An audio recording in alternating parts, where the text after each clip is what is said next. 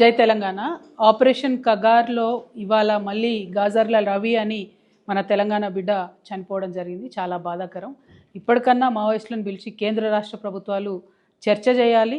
అంతేగాని ఏదో పన్నుకు పన్ను కన్నుకు కన్ను అనేటటువంటి ఆటవిక న్యాయంతో ఇంతమంది మావోయిస్టులను పొట్టన పెట్టుకోవడం అయితే కరెక్ట్ కాదనేటటువంటిది నా అభిప్రాయం. గోదావరి నుండి కంప్లీట్గా తెలంగాణ ప్రాంత ప్రజల హక్కులను హరించే విధంగా మన తుపాకులగూడెం, మన తెలంగాణ భూభాగంలో తుపాకులగూడెం దగ్గర నదుల అనుసంధానం చేసేటటువంటి కార్యక్రమం అక్కడ ప్రారంభం అవ్వాలి. కానీ చంద్రబాబు నాయుడు గారు కుట్రపూరితంగా ఆంధ్రప్రదేశ్లో ఉన్నటువంటి పోలవరం దగ్గర ఈ నదుల అనుసంధానం పాయింట్గా తీసుకోవడం అన్నది చాలా దారుణం. ఇదివరకు కూడా జగన్మోహన్ రెడ్డి గారి ప్రభుత్వ హయాంలో ఈ ప్రతిపాదన ఎప్పుడొచ్చినా సరే కేసీఆర్ గారు దాన్ని తిరస్కరించడం జరిగింది. గోదావరి నది నుండి తెలంగాణ భూభాగం దాటిన తర్వాత వేస్ట్గా సముద్రంలో కలిసేటటువంటి నీళ్ళని వాడుకోమని కేసీఆర్ గారు చెప్పారు. కానీ ఇవాళ ఆంధ్రప్రదేశ్ ఇరిగేషన్ మంత్రి రామానాయుడు గారు చెప్తున్నట్టుగా ఎన్నడూ కూడా తెలంగాణ ప్రాంత ప్రజల హక్కులు కాదని ఆ నీటిని వాడుకోమని కేసీఆర్ గారు చెప్పలేదు. ఈ అంశాలన్నీ తెలిసుండి కూడా ఇవాళ చంద్రబాబు నాయుడు గారు తెలంగాణ ప్రజల మీద కుట్ర చేస్తున్నారనే విషయాన్ని మనం గమనించాలి.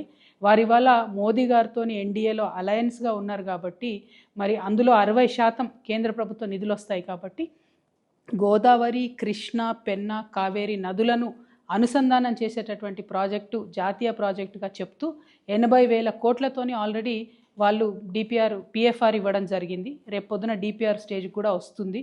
అయినా సరే రేవంత్ రెడ్డి గారు నిమ్మకు నీరెత్తినట్టుగా ఉండడం తెలంగాణ ప్రజలకు ద్రోహం చేయడమే అని నేను భావిస్తూ ఉన్నాను. వెంటనే ముఖ్యమంత్రి గారు దీని మీద స్పందించాలి. ప్రధానమంత్రి మరి వారిని ప్రధానమంత్రిని డిమాండ్ చేసి ఈ ప్రాజెక్ట్ ఆపాలని చెప్పి నేను కోరుతున్నాను. బీసీ బిల్లు రాష్ట్రంలో మనందరం కూడా కష్టపడి పాస్ చేయించుకున్నాం. కౌన్సిల్లో పాస్ అయింది, అసెంబ్లీలో పాస్ అయింది. ఇవాళ అది కేంద్ర ప్రభుత్వం పరిధిలో ఉన్నది. కేంద్ర ప్రభుత్వం పరిధిలో ఉన్నటువంటి బీసీ బిల్లును కొన్ని నెలలుగా కేంద్ర ప్రభుత్వం అలాగే పెట్టుకొని ఉంది. రాష్ట్రపతి గారి దగ్గర నుంచి ఆమోదం పొంది మరి తిరిగి మనకు పంపడం లేదు. ఈ లోపల ఇక్కడ రేవంత్ రెడ్డి గారు నేను ఎన్నికలు పెడతాను, తొందరలో ఎన్నికలు పెడతానని చెప్తా ఉన్నారు. మరి ఎన్నికలు పెట్టినట్టయితే బీసీ బిడ్డలకు అన్యాయం జరుగుతుంది. కాబట్టి ఒకవేళ ఎన్నికలు పెడితే ప్రతి గ్రామంలో ప్రతి వార్డులో 100 కొద్దీ నామినేషన్లు వేస్తాం. కానీ ఆ ఎన్నికలు పెట్టకుండా ఉండాలని రాష్ట్ర ప్రభుత్వాన్ని నేను డిమాండ్ చేస్తూ ఉన్నాను. ఈ లోపట బిల్లు పాస్ చేయాలని కేంద్రాన్ని కూడా డిమాండ్ చేస్తూ ఉన్నాం. మరి కేంద్ర ప్రభుత్వం జూలై 17వ తారీఖు లోపల దిగి రాకపోతే రైల్ రోకో ఖచ్చితంగా చేస్తాం. తెలంగాణ వ్యాప్తంగా ప్రతి ఒక్క రైల్ నెట్వర్క్ని కూడా స్పందింపజేస్తాం. కాబట్టి జూలై 16, 17, 18 తేదీల్లో ఎవరన్నా ప్రయాణాలు పెట్టుకుంటే రైల్లో వెళ్దాం అనుకుంటే వాటిని వాయిదా వేసుకోవాలని చెప్పి తెలంగాణ జాగృతి మరియు యునైటెడ్ పూలే ఫ్రంట్ ద్వారా మీ అందరికి కూడా తెలియజేస్తూ ఉన్నాం. Thank you. జై తెలంగాణ.